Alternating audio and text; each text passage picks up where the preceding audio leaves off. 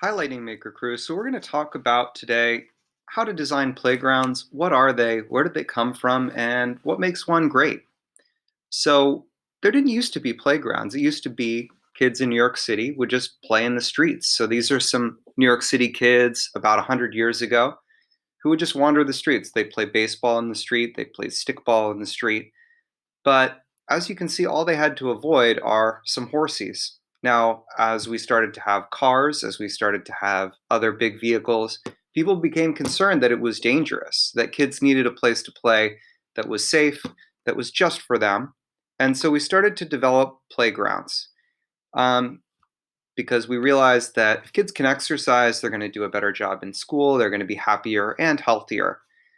Now, we all sort of have a normal idea of what playgrounds look like. There's going to be slides, there's going to be stairs, there's going to be high places to go, low places, and some built in games, some swing sets, and some climbing structures.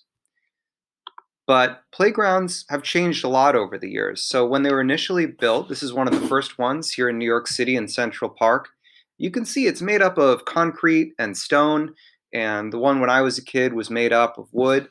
And over time, people came to feel that this was a little too dangerous. These hard surfaces could hurt kids, and also just that it's a little gray and cold. So today we have playgrounds that are mostly made out of soft plastic. They have padded ground to keep kids safe, which is important. But some people feel that all our playgrounds have started to look the same. They're kind of boring.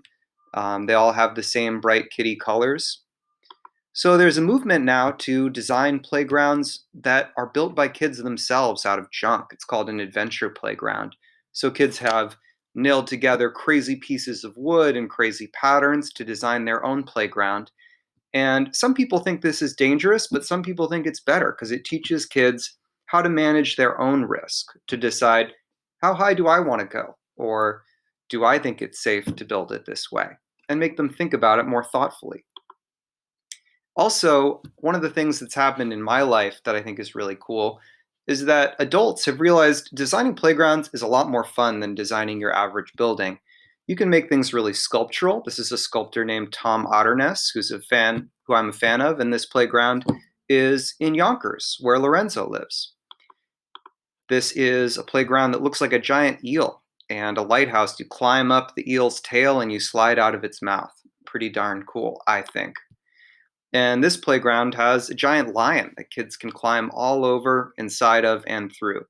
And people have realized that these natural materials like wood are actually really attractive and cool, and started to use materials like steel and wood again in our playground. So, we're going to talk about how to design your playground. You have to think about who's going to be using it and how to meet their needs. So, you're going to need stuff for kids of different ages, stuff for older kids, stuff for younger kids. You want to make sure the space flows so kids can move from one area to another. Flow is a word we get from water and the way it flows. That things should be able to move really naturally without getting stuck. It should look fun and silly and playful, so you can choose the goofiest theme you can think of, the brightest, craziest colors and shapes. Kids should be basically safe. You want some high places you can climb up to, but also some secret hiding places, climbing structures, stairs and ladders, slides, and tunnels are always a hit. Bridges are cool, often a built in game like tic tac toe or a different sort of game, and pretend structures. So, like, I had a fake submarine on my playground when I was a kid, and that was super fun to pretend to be a submarine captain. And you need some things for your parents, like place to sit because your parents are going to get tired. You need some trash cans, some shade for when it gets hot, and some drinking water. So here I've created a drawing of my playground, and I chose to have an undersea theme because I think sometimes having a theme helps to tie everything together.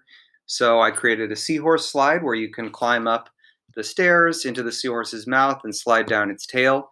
Instead of a normal climbing structure, I made a climbing reef so that there's lots of things for kids to grab onto as they move around. I made a clam swing, and because we need the practical stuff like a place for your tired parents to sit, there's a nice park bench with a manta ray shade over it to keep away the bright sun. So, what you guys should do is please draw your idea for your playground so that we can start to actually build it in Tinkercad. Make sure you have at least 4 different items and try to create a really nice drawing. Use color if you can, if you have some markers, and please respond in Google Classroom by uploading your drawing. Thanks, Lightning Maker crew. I really appreciate it.